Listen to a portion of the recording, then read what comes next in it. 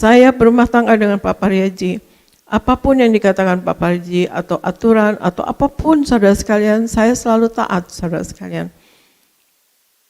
Kami tidak pernah bertengkar. Ya, waktu udah usia senior sekali kan kami menua bersama dari muda dan kami menua bersama. Rasanya begitu indah menua bersama saudara sekalian. Dan ya puji Tuhan, Pak Pariaji pergi tanpa rasa sakit, hanya tidur, dan itu betul-betul tidak ada keluhan apapun sama sekali. Jadi saya tidak menduga dan tidak merasa bapak-bapak itu sakit saudara sekalian. Cuma ya kami bawa ke rumah sakit, ternyata ya memang sudah waktunya ya saudara, karena bapak juga kan sudah dapat mimpi, dapat jubah ke surga dan bapak sudah mengatakan bahwa dia akan pulang saudara sekalian. Tapi dalam 47 tahun saya berumah tangga saudara sekalian, saya taat. Dulu waktu tahun 90 saudara sekalian, waktu Tiberias dari 88 sih sebenarnya. Saya itu membawakan firman Tuhan saudara. Tapi memang Pak Pariaji itu memberi peraturan juga kepada saya bahwa saya tuh bukannya nggak boleh keluar bagaimana saudara sekalian, tetapi memang Pak Pariaji sangat mengutamakan kebersamaan ya suami istri. Dan kemudian kalau kita khotbah itu, saya dulu khotbah ya saudara sekalian tahun 90 sampai 92.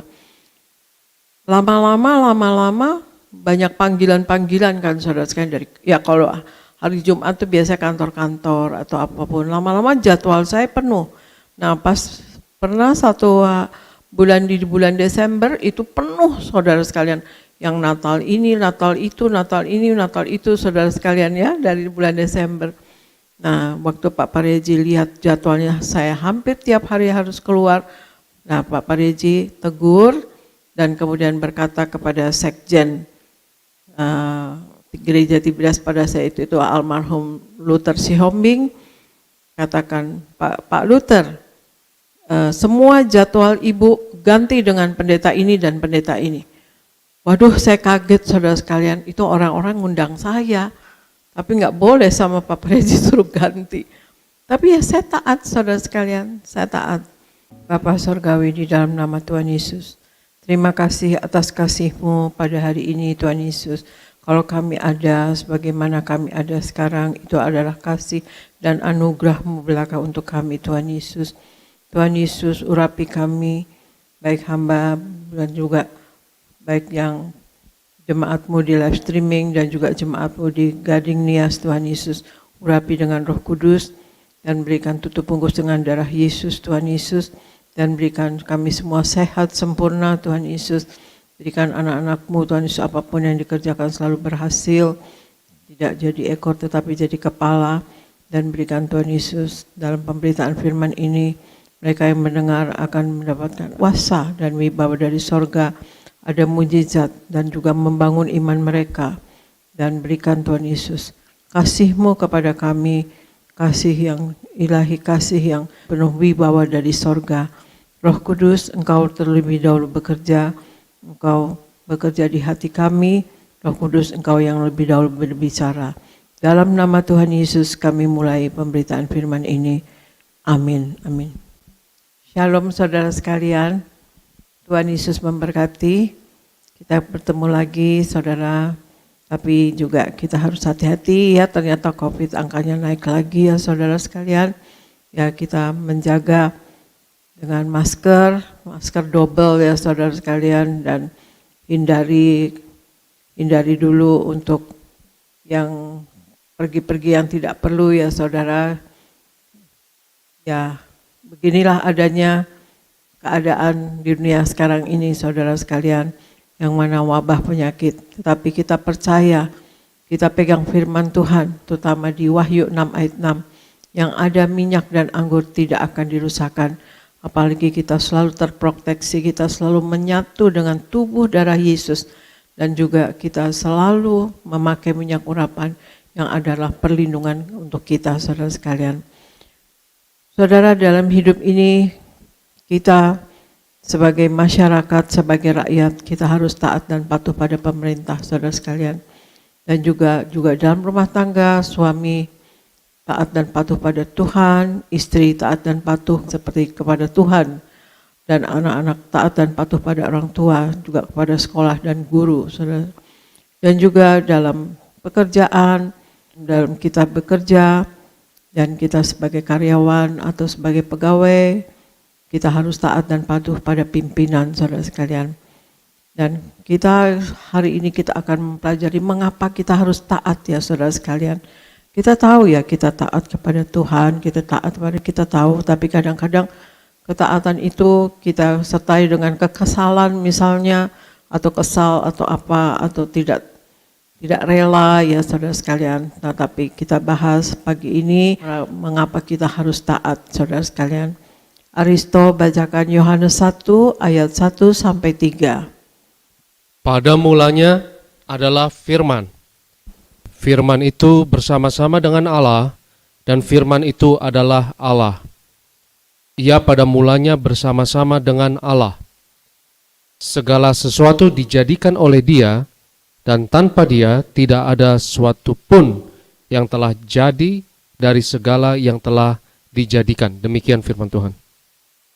Yohanes 1 ayat 1 sampai 3 mengatakan, pada mulanya adalah firman. Firman itu bersama-sama dengan Allah, dan firman itu adalah Allah. Ia pada mulanya bersama-sama dengan Allah.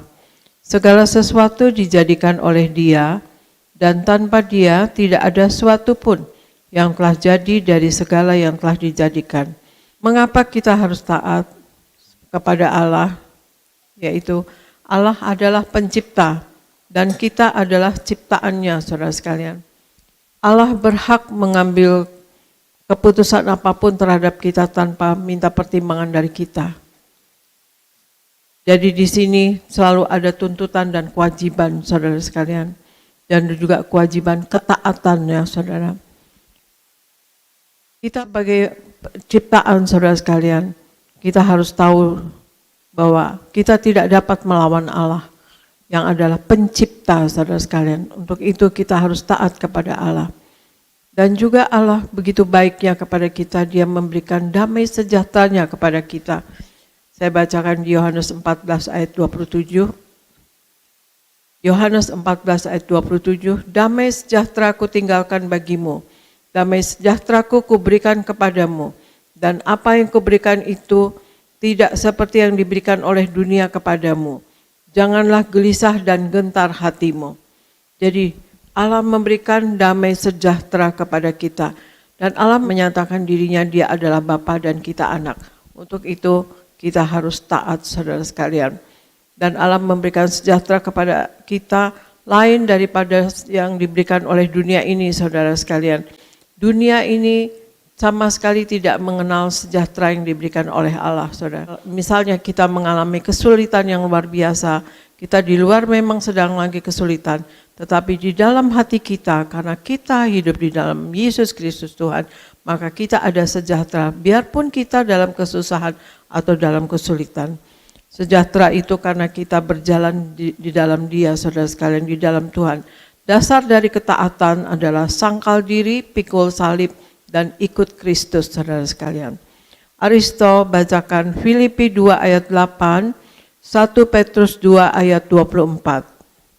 Filipi 2 ayat yang ke-8, dan dalam keadaan sebagai manusia, Ia telah merendahkan dirinya dan taat sampai mati, bahkan sampai mati di kayu salib. 1 Petrus 2 ayat 24, Ia sendiri telah memikul dosa kita di dalam tubuhnya di kayu salib, supaya kita yang telah mati terhadap dosa hidup untuk kebenaran.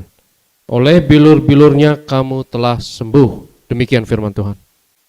Tadi kita lihat nomor 1, mengapa kita harus taat, yaitu karena Allah adalah pencipta dan kita adalah ciptaannya.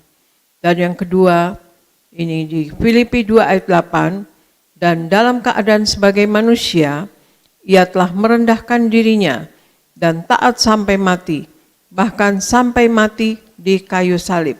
Dan 1 Petrus 2 ayat 24 dikatakan, Ia sendiri telah memikul dosa kita di dalam tubuhnya di kayu salib, supaya kita yang telah mati terhadap dosa, hidup untuk kebenaran. Oleh bilur-bilurnya kamu telah sembuh. Saudara, hal yang kedua mengapa kita harus taat? Karena Kristus sudah menebus kita. Kita milik Kristus dan kita menerima kebaikan dari Kristus Yesus Tuhan kita, saudara sekalian. Betapa kasihnya dan betapa baiknya Dia. Dia sudah menebus kita, saudara sekalian. Kita sudah ditebus oleh Kristus, harganya sudah dibayar lunas dan harganya sangat-sangat berharga dan darahnya itu sangat berharga dan sangat mahal, saudara sekalian. Yang Tuhan lakukan bukan saja kasih, tetapi juga memberikan teladan kepada kita mengenai ketaatan, saudara sekalian. Bagaimana Yesus Kristus taat kepada Bapa untuk mati di atas kayu salib untuk menebus dosa kita. Kita lihat di Yohanes 14 ayat 15, saudara sekalian. Jikalau kamu mengasihi aku, kamu akan menuruti segala perintahku. Itu Tuhan Yesus katakan. Jikalau kamu mengasihi aku, kamu akan menuruti segala perintahku. Di sini dikatakan jika kita mengasihi Tuhan Yesus, saudara, turutilah kita menuruti segala perintahnya.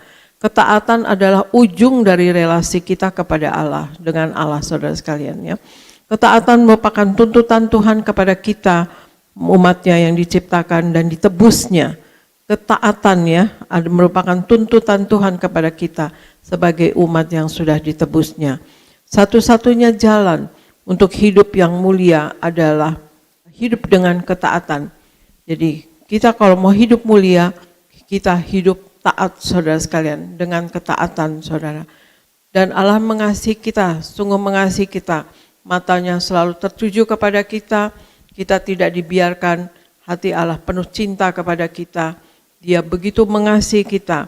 Dan yang penting itu adalah firman-Nya untuk kita taati, saudara sekalian. Kita lihat sekarang Aristo di Yeremia 7 ayat 23. Yeremia pasalnya 7, yang ke-7 ayat 23. ayat 23. Hanya yang berikut inilah yang telah kuperintahkan kepada mereka. Dengarkanlah suaraku, maka aku akan menjadi Allahmu, dan kamu akan menjadi umatku. Dan ikutilah seluruh jalan yang kuperintahkan kepadamu, supaya kamu berbahagia. Demikian firman Tuhan.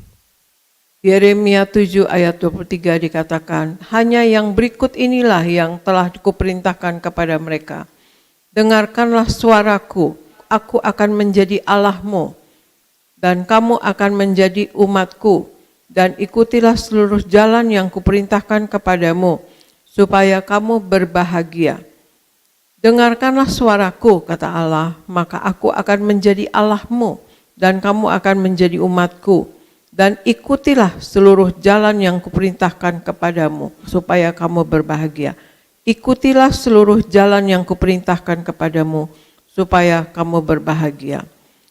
Hal yang ketiga adalah, ketaatan adalah hal yang paling aman, saudara sekalian. Jadi daripada kita mikir-mikir dalam hidup, lebih baik kita hidup dalam ketaatan kepada Allah dan kepada firman-Nya, saudara. Firman Tuhan ini dengan jelas mengatakan bahwa ikut Yesus adalah jalan yang paling aman, ya saudara sekalian. Allah memberikan firman-Nya dan Dia juga tebus kita, Dia memberikan Roh Kudus kepada kita untuk memimpin kita setiap hari seumur hidup, saudara sekalian. Bayangkan Dia memberikan Roh Kudus kepada kita untuk memimpin kita dalam hidup seumur hidup, saudara sekalian, setiap hari. Maka seluruhnya akan berujung pada ketaatan, saudara sekalian. Dan di ayat firman ini dikatakan Tuhan berfirman bahwa kalau kita menuruti seluruh yang diperintahkan kepada kita, maka kita akan berbahagia, saudara. Hal yang ketiga, ketaatan adalah hal yang paling aman, saudara kalian. Jadi hal pertama, mengapa kita harus taat? Karena Allah adalah pencipta dan kita ciptaan. Yang kedua, kita sudah ditebus oleh Tuhan Yesus, dan kita sudah menerima kebaikan daripada Allah. Dan yang ketiga, ketaatan adalah hal yang paling aman untuk kita jalani dalam hidup ini, saudara sekalian. Dan kita baca sekarang di Lukas 17 ayat 7 sampai 10, Aristo. Lukas 17 ayat 7 sampai 10. Siapa di antara kamu yang mempunyai seorang hamba yang membajak atau mengembalakan ternak baginya, akan berkata kepada hamba itu setelah ia pulang dari ladang, "Mari segera makan." Bukankah sebaliknya ia akan berkata kepada hamba itu, "Sediakanlah makananku, ikatlah pinggangmu dan layanilah aku sampai selesai aku makan dan minum. Dan sesudah itu engkau boleh makan dan minum." Adakah ia berterima kasih kepada hamba itu karena hamba itu telah melakukan apa yang ditugaskan kepadanya? Demikian jugalah kamu. Apabila kamu telah melakukan segala sesuatu yang ditugaskan kepadamu, hendaklah kamu berkata, "Kami adalah hamba-hamba yang tidak berguna. Kami hanya melakukan apa yang kami harus lakukan." Demikian firman Tuhan. Lukas 17 ayat 7 sampai 10. Siapa di antara kamu yang mempunyai seorang hamba yang membajak atau mengembalakan ternak baginya, akan berkata kepada hamba itu setelah ia pulang dari ladang, "Mari segera makan." Bukankah sebaliknya, ia akan berkata kepada hamba itu, "Sediakanlah makananku, ikatlah pinggangmu, dan layanilah aku sampai selesai aku makan dan minum. Dan sesudah itu engkau boleh makan dan minum." Adakah ia berterima kasih kepada hamba itu karena hamba itu telah melakukan apa yang ditugaskan kepadanya? Demikian jugalah kamu, apabila kamu telah melakukan segala sesuatu yang ditugaskan kepadamu, hendaklah kamu berkata, "Kami adalah hamba-hamba yang tidak berguna, kami hanya melakukan apa yang harus kami lakukan." Jadi kita di sini melihat, saudara sekalian, bagaimana saudara sekalian ini hamba, Tuhan yang mempunyai hamba yang sudah bekerja dari pagi sampai sore, tetapi dia tetap melayani tuannya dengan semangat, saudara sekalian. Jadi bagaimana kita harus taat, saudara sekalian? Kita taat dengan tekun dan bersemangat, saudara sekalian. Tuhan menginginkan kita taat dan layani Tuhan dengan tekun dan semangat sampai akhir seperti hamba ini, saudara sekalian, yang mana sebenarnya sudah capek di ladang. Bahkan tuannya berkatakan, "Ya kamu boleh makan nanti sore." Tetapi ternyata tuannya mau makan, saudara sekalian. Jadi dia harus menyediakan dulu makanan tuannya sampai selesai. Jadi dia tetap taat, tekun, dan tetap semangat, saudara sekalian, tanpa mengenal lelah. Jadi kita juga taat demikian dengan tekun dan semangat. Kalau kita makin mengenal Tuhan kita, saudara sekalian, makin melihat kebesarannya, makin melihat kebesaran, kebaikannya, keagungannya, saudara, dan kemuliaannya, maka kita akan semakin rindu untuk taat dengan tekun dan bersemangat. Dan kemudian juga kita taat, harus taat. Bagaimana kita taat, saudara sekalian? Kita harus taat dengan penuh rasa syukur kepada Tuhan. Dan juga bagaimana kita harus taat? Kita harus taat karena kita hanya ingin memuliakan Tuhan Yesus saja. Dan di balik ketaatan itu, saudara sekalian, Yesus akan memberikan banyak berkat kepada kita. Sebagaimana di Yeremia tadi dikatakan bahwa kita akan berbahagia kalau kita hidup taat ikuti firman Tuhan, saudara sekalian. Kita sekarang baca di Yunus 1 ayat 1 sampai 4, Aristo. Yunus pasal 1 ayatnya yang keempat. Tetapi Tuhan menurunkan angin ribut ke laut, lalu terjadilah badai besar, sehingga kapal itu hampir-hampir terpukul hancur. Demikian firman Tuhan. Ya, Yunus 1 ayat 4. Tetapi Tuhan menurunkan angin ribut ke laut, lalu terjadilah badai besar, sehingga kapal itu hampir-hampir terpukul hancur. Di sini, saudara sekalian, ini berbicara mengenai Yunus, saudara sekalian, yang mana Yunus tidak taat, saudara sekalian. Yunus diutus Tuhan untuk pergi ke Niniwe, sebuah kota besar dengan penduduknya 120.000 rakyat pada masa itu, saudara sekalian, untuk mengingatkan supaya rakyat itu bertobat dan menghindari murka Allah turun atasnya. Ini akibat ketidaktaatan Yunus, saudara sekalian, maka Tuhan menurunkan angin ribut disertai badai besar disebabkan oleh ketidaktaatan Yunus, saudara. Yunus bukannya taat, saudara sekalian. Waktu Tuhan katakan mengutus Yunus untuk ke Niniwe, Yunus malah melarikan diri ke Tarsis, saudara sekalian, dan berpikir bahwa Tuhan pasti tidak akan melihatnya karena Tuhan hanya ada di Israel, dia pikir gitu. Jadi dia lari ke Tarsis, nggak akan lihat. Tetapi akibatnya Tuhan murka dan Tuhan menurunkan angin ribut dan badai besar, saudara. Dan akibat ketidaktaatan Yunus ke kapal yang terombang-ambing, saudara sekalian. Kalau kita melawan Tuhan dan tidak menuruti kehendak-Nya, akan berujung kepada penderitaan dan kesengsaraan, saudara sekalian. Kadang bukan diri kita saja yang akan menderita, tetapi juga orang-orang sekeliling kita akan ikut menderita akibat ketidaktaatan kita, akibat salah keputusan dari kita, saudara sekalian. Mereka juga menderita, saudara sekalian, sengsara akibat ketidaktaatan kita atau keputusan kita yang salah. Aristo baca Yohanes 3 ayat 36. Yohanes pasal 3 ayat 36. Barang siapa percaya kepada anak, ia beroleh hidup yang kekal. Tetapi barang siapa tidak taat kepada anak, ia tidak akan melihat hidup, melainkan murka Allah tetap ada di atasnya. Demikian firman Tuhan. Yohanes 3 ayat 36 dikatakan, barang siapa percaya kepada anak, ia beroleh hidup yang kekal. Tetapi barang siapa tidak taat kepada anak, ia tidak akan melihat hidup, melainkan murka Allah tetap ada di atasnya. Ini, saudara sekalian, Allah itu Allah yang penuh kasih. Tetapi kalau orang yang tidak taat kepada Tuhan Yesus, maka dikatakan Tuhan Yesus yang mengatakan murka Allah tetap ada di atasnya. Belajar dari kisah Yunus, saudara sekalian, yang tidak taat. Jangan sampai kita harus mengalami dulu penderitaan akibat ketidaktaatan kita, baru kita mau taat dengan firman-Nya, saudara sekalian. Kita harus menggantungkan hidup kita pada Yesus Kristus dan lakukan kehendak-Nya dan taat agar kita dijauhkan daripada teguran Tuhan, saudara sekalian. Melawan kehendak Tuhan akan berujung kepada penderitaan dan kesengsaraan belaka, saudara sekalian.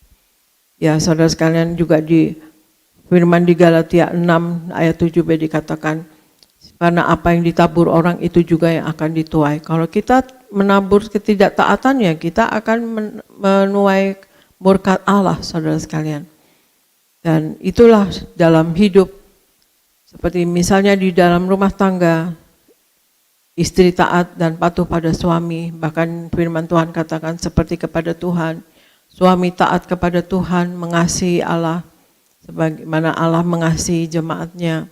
Dan kemudian anak juga taat kepada orang tua dan patuh pada orang tua, supaya panjang umur, firman Tuhan katakan. Saya saksikan, saudara sekalian, bagaimana saya berumah tangga dengan Bapak Pariaji selama 47 tahun, saudara sekalian. Dan saya taat kepada Pak Pariaji, saudara sekalian. Dari muda, Pak Pariaji sudah membuat peraturan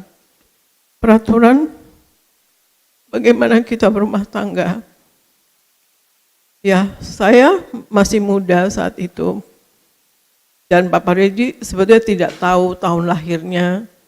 Jadi nggak tahu umurnya yang pasti, ya saudara sekalian.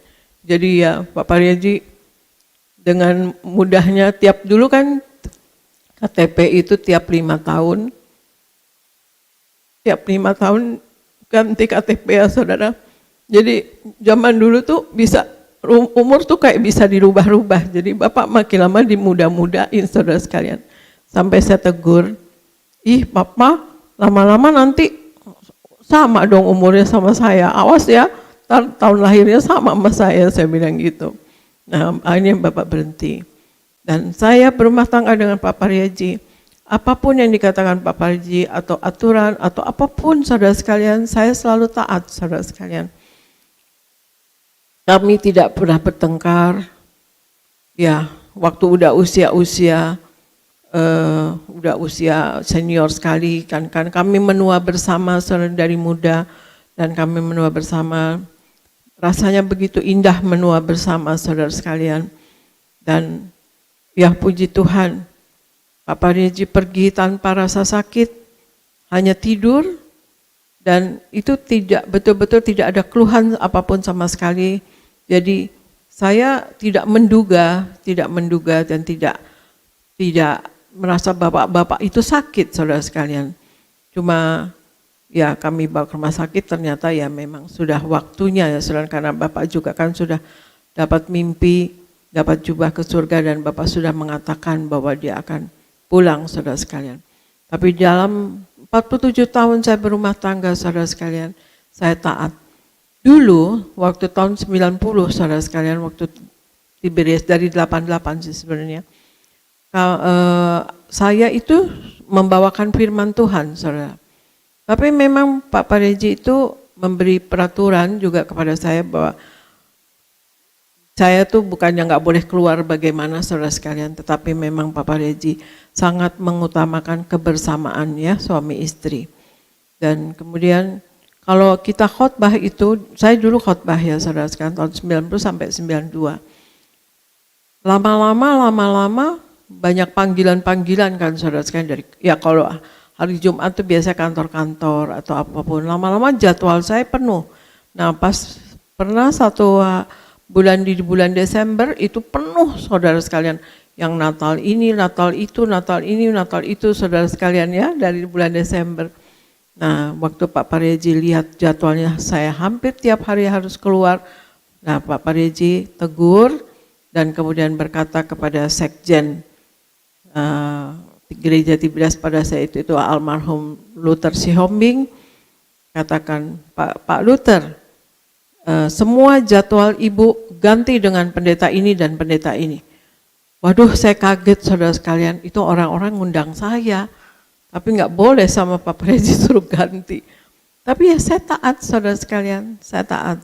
Dan saya nggak tanya kenapa, karena saya memang tahu ini Pak Regi sangat terganggu kalau saya sering keluar, saudara sekalian. Karena pertama juga kami ada anak-anak masih kecil-kecil, dan kemudian memang Pak Regi mengutamakan kebersamaan.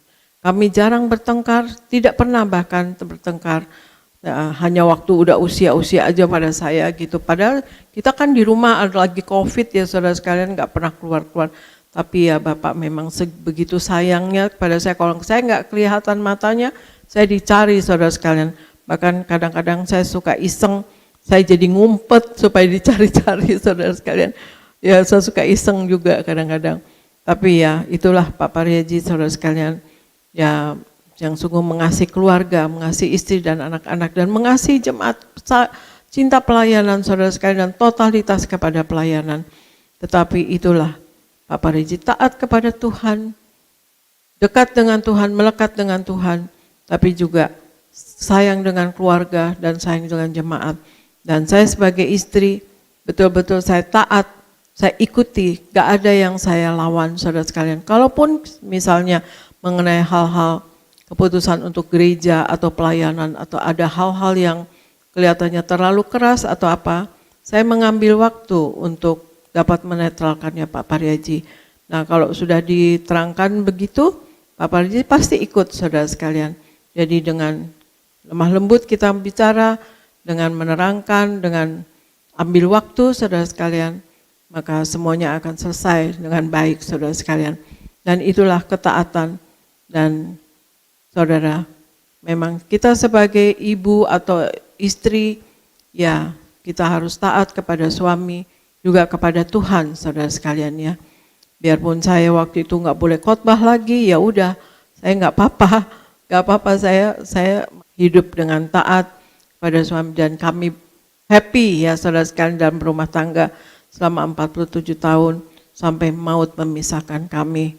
Ya Tuhan yang memanggil Pak Regi, dan Pak Regi sekarang berada di sorga.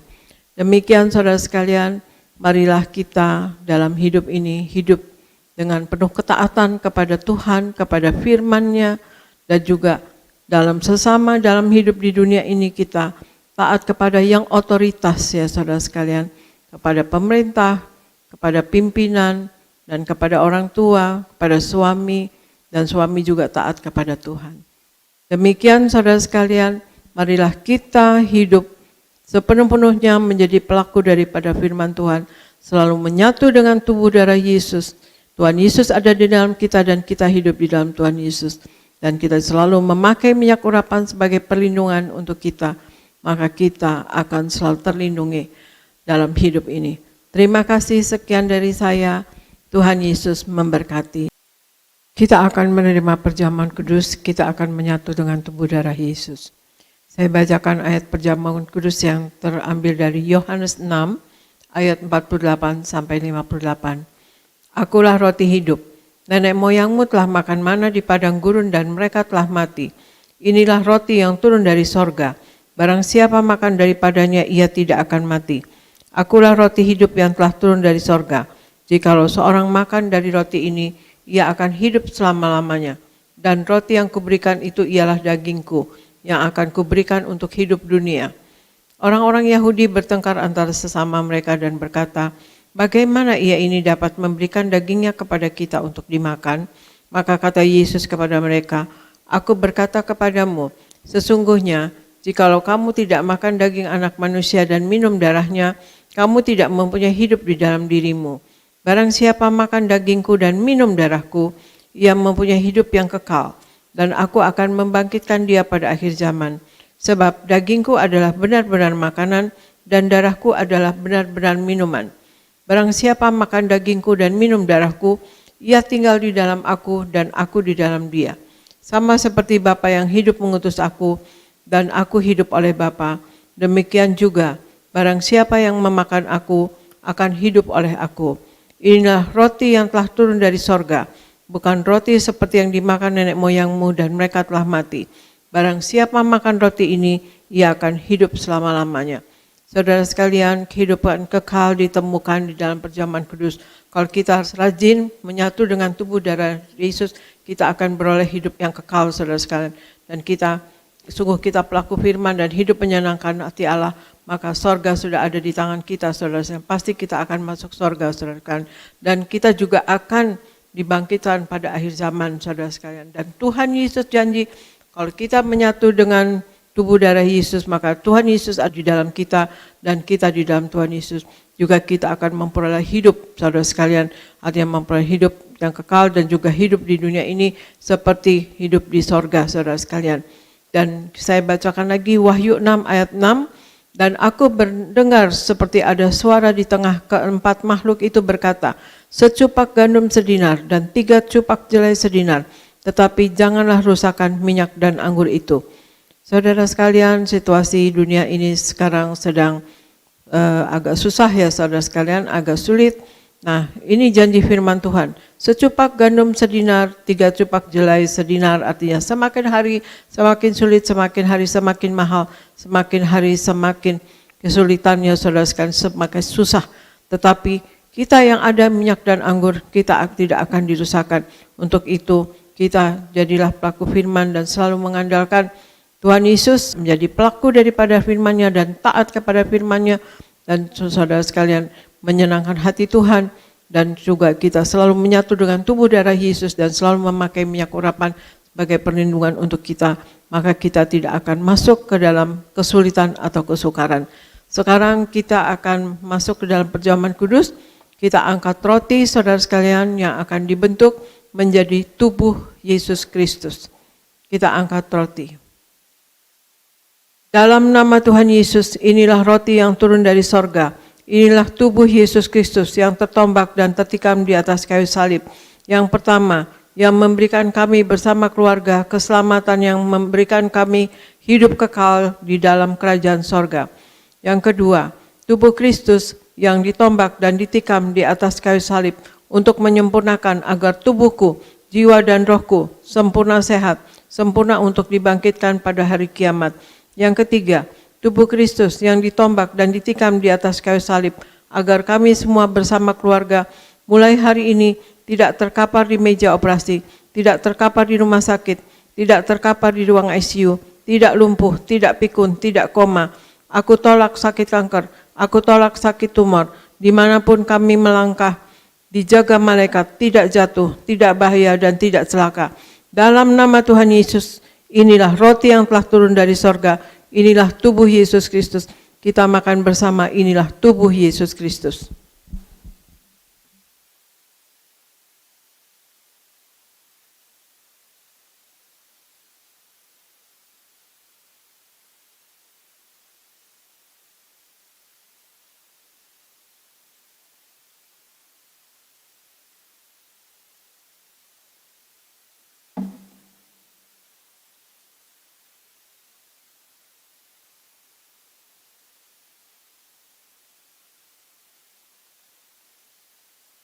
Mari kita angkat anggur yang akan dibentuk menjadi darah Tuhan Yesus Kristus. Dalam nama Tuhan Yesus, inilah darah Yesus Kristus yang tercurah di atas kayu salib sebagai perjanjian yang baru dan yang kekal. Yang pertama, yang menyucikan dan menguduskan aku. Aku berjanji bertobat, menolak dosa, menolak setan-setan dan segala perbuatannya. Berkati aku bersama keluarga yang kudus. Aku tolak perzinahan, aku tolak percabulan, aku tolak poligami, aku tolak poliandri. Jauhkan keluarga kami dari perceraian, jauhkan keluarga kami dari orang ketiga. Mulut kami dikuduskan, tidak menipu dan tidak berdusta. Doa-doa kami penuh kuasa, tangan kami dikuduskan, tidak cemar, tidak mencuri. Apa yang kupegang, yang kami kerjakan, selalu berhasil. Aku tolak segala fitnah, fitnah atas keluarga kami dan fitnah atas gereja. Yang kedua, oleh darah Yesus, darah anak domba Allah, kami semua termaterai menjadi warga sorga. Sebagai warga sorga, kami semua berkumpul di bumi, berkumpul di sorga. Kami punya rumah di bumi dan punya rumah di sorga. Yang ketiga, oleh tetes darahnya, oleh bilur-bilurnya, segala penyakit sembuh hari ini. Dari ujung rambut sampai telapak kaki, kami semua sehat sempurna. Tidak sakit kepala, tidak migrain, tidak vertigo. Aku tolak bodoh pelupa. Anak-anakku pandai cerdas, punya masa depan indah. Oleh darah Yesus, jantungku sehat sempurna. Tidak sakit jantung, tidak dioperasi, tidak serangan jantung. Oleh darah Yesus, ginjalku sehat sempurna. Tidak gagal ginjal, tidak cuci darah. Oleh darah Yesus, paru-paruku bersih normal. Tidak ada flek, tidak sakit paru-paru, tidak sakit asma, tidak sakit TBC. Oleh darah Yesus, darahku normal, tidak darah tinggi, tidak darah rendah, tidak darah manis. Aku tolak hepatitis, aku tolak demam berdarah, aku tolak sinusitis, aku tolak alergi udara, aku tolak alergi makanan.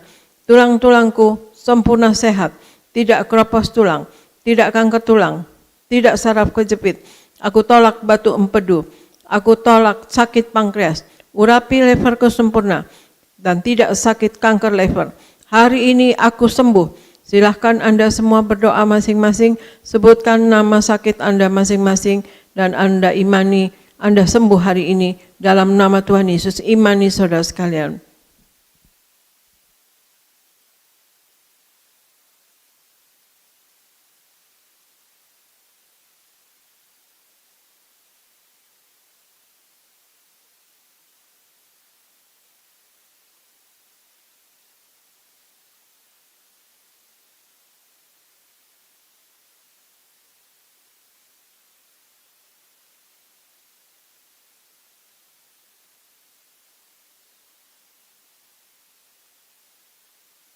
Mari kita angkat anggur ini yang diubahkan menjadi darah Yesus. Tuhan Yesus yang mengajar kepada gembala sidang gereja Tiberias bahwa perjamuan kudus ini kuasanya lebih dari roti mana. Yang pertama, bangsa Israel dengan roti mana tidur pun diberkati, dicukupi, tidak kekurangan. Aku percaya dengan perjamuan kudus ini tidur pun aku diberkati, dicukupi. Tidak miskin, tidak bangkrut, dan tidak kekurangan. Yang kedua, bangsa Israel dengan roti mana setiap hari jubah baru, baju baru, artinya mulia. Aku percaya dengan perjamuan kudus ini aku mulia, akan terbang ke awan-awan, jumpa Tuhan Yesus pesta di sorga. Dan yang ketiga, bangsa Israel dengan roti mana selalu kasut baru, sepatu baru, artinya punya roh majikan. Aku percaya dengan perjamuan kudus ini, aku diangkat naik. punya roh majikan, tidak jadi ekor tetapi menjadi kepala, tidak gagal, tidak bangkrut, tidak hutang-hutang. Pekerjaanku, usahaku diberkati Tuhan 10 kali ganda, 100 kali ganda. Segala penderitaan dan segala penyakit hari ini disembuhkan dan diselesaikan di atas kayu salib. Dalam nama Tuhan Yesus, inilah darah Tuhan Yesus Kristus. Kita minum bersama, inilah darah Tuhan Yesus Kristus.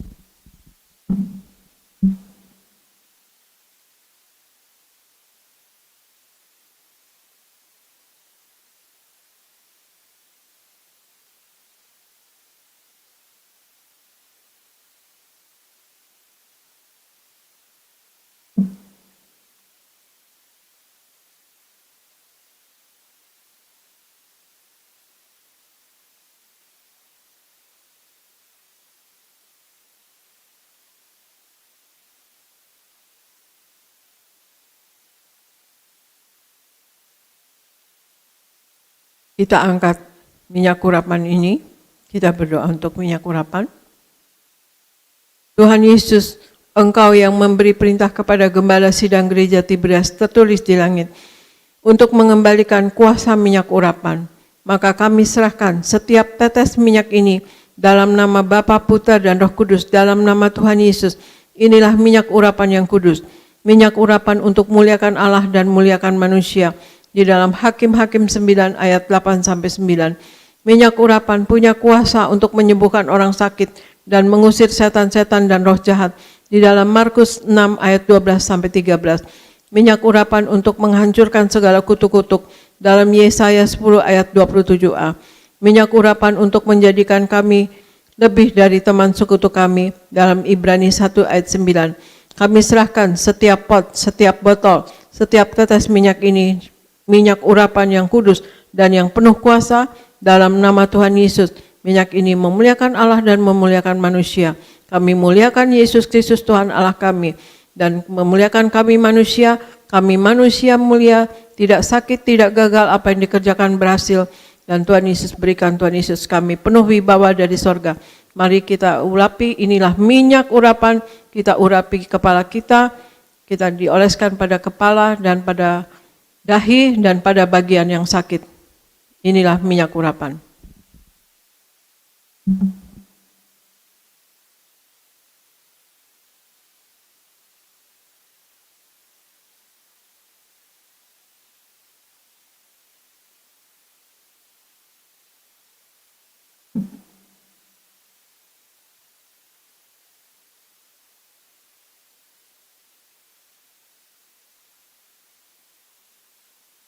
Bapa, dalam nama Tuhan Yesus kami berdoa untuk semua acara ibadah pada hari Minggu ini, Gereja Tiberias Indonesia, di seluruh Indonesia, Tuhan Yesus, untuk berjalan dengan baik. Tuhan Yesus lindungi dan berkati seluruh jemaat Gereja Tiberias Indonesia. Sayangi ya Tuhan Yesus, mereka selalu setia kepada Engkau Tuhan Yesus. Berikan kasih-Mu turun atas mereka selalu, dan belas kasihan-Mu turun Tuhan Yesus atas jemaat yang atau anak orang Kristen yang sakit. Berikan sembuh, darah Yesus berkuasa menyembuhkan. Oleh bilur-bilur Tuhan Yesus yang sakit semua sembuh dalam nama Tuhan Yesus. Dan kami berdoa juga Tuhan Yesus, kami berdoa untuk Pak Anggoro, berkati Tuhan Yesus sehat sempurna, Pak David Raharja diberkati, dan Ibu Popi dan Pak David yang sedang di Inggris diberkati Tuhan Yesus. Dan juga berdoa untuk Ibu Yeni diberkati Tuhan Yesus, Ibu Yasinta diberkati Tuhan Yesus, dan juga berikan Tuhan Yesus untuk Pak Yafet dan Ibu Lidi diberkati, juga Pak David Kristianto diberkati. Tuhan Yesus berkati semua jemaat-Mu Tuhan Yesus, apapun yang dikerjakan selalu berhasil. Berikan kasih kuasa dan mujizat-Mu selalu terjadi dalam kehidupan mereka. Berikan hikmat, akal budi dan pewahyuan dari sorga. Apapun yang mereka lakukan berasal daripada Engkau, dan untuk hormat kemuliaan nama Engkau Tuhan Yesus. Berikan apapun yang dikerjakan selalu berhasil, jadi kepala bukan ekor. Tuhan Yesus selalu berkemenangan dalam hidup ini, menang atas sakit penyakit, menang atas masalah, menang atas kuasa gelap, dan menang atas apapun Tuhan Yesus yang menjadi penghalang berkat bagi mereka. Berikan Tuhan Yesus juga apa terjadilah dalam hidup kami semua Tuhan Yesus. Doa yang Engkau ajarkan sendiri, yaitu hidup kami di bumi seperti di sorga. dan berkati gereja Tiberias Indonesia penuh mujizat Tuhan Yesus, penuh kasih kuasa-Mu Tuhan Yesus, mujizat selalu terjadi, jemaat-Mu mengalami mujizat demi mujizat Tuhan Yesus, dan kirimkan orang-orang yang belum di dalam Engkau Tuhan Yesus kepada gereja Tiberias Indonesia untuk mereka bertobat Tuhan Yesus. Berikan Tuhan Yesus, kami minta segalapun apapun yang anak-anak butuhkan dalam hidup ini, berikan selalu tercukupi dan tidak pernah gagal apapun yang dikerjakan. Sayangi jemaat gereja Tiberias Indonesia Tuhan Yesus, lindungi dan berkati dan selalu penuh kuasa pendeta-pendeta dari gereja Tiberias Indonesia, koordinator dan pekerja semua, apapun yang diperlukan dalam hidup tercukupi, pakai menjadi alat-Mu yang tangguh dalam tangan Engkau seumur hidup mereka Tuhan Yesus, dan kami semua Tuhan Yesus, Engkau pakai kami menjadi alat-Mu yang tangguh di dalam tangan Engkau. Urapi kami semua dengan Roh Kudus, tutup bungkus kami dengan kuasa darah Tuhan Yesus, dan berikan pasukan malaikat-Mu selalu menjaga kami. Tuhan Yesus, kami minta kasih-Mu kepada gereja Tiberias Indonesia, penuh kemuliaan-Mu, penuh memuliakan Engkau, dan seluruh gereja, jemaat gereja Tiberias Indonesia disayang oleh Engkau. Terima kasih Bapa, terima kasih Yesus, terima kasih Roh Kudus. Kami serahkan gereja Tiberias Indonesia dan juga seluruh jemaat gereja Tiberias Indonesia, kami yang ada di dalamnya semua, ke dalam pertolongan Roh Kudus-Mu selalu, dalam penopangan Roh Kudus-Mu selalu, dalam penguasaan Roh Kudus-Mu selalu, dalam nama Tuhan Yesus. Amin, amin.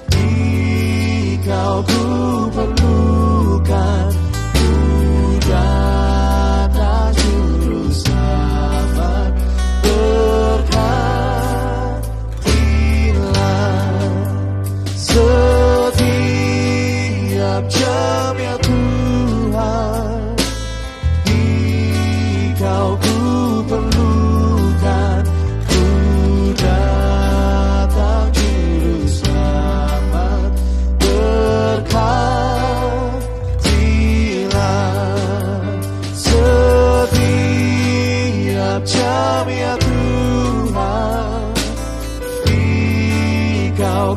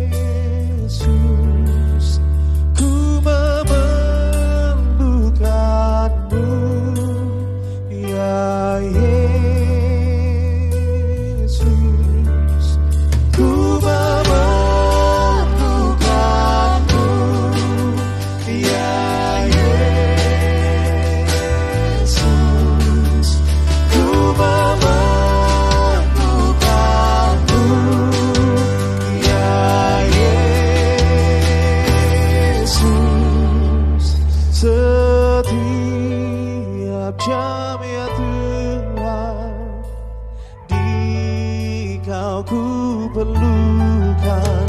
Ku datang Juru Selamat, berkatilah setiap jam ya Tuhan. Dikau ku perlukan. Ku datang Juru Selamat, berkatilah setiap jam ya Tuhan. Dikau ku perlukan. Ku datang Juru Selamat, berkatilah setiap jam ya Tuhan. Dikau ku perlukan. Ku datang Juru Selamat, berkatilah. Ku datang Juru Selamat, berkatilah. Ku datang Tuhan Yesus, berkatilah.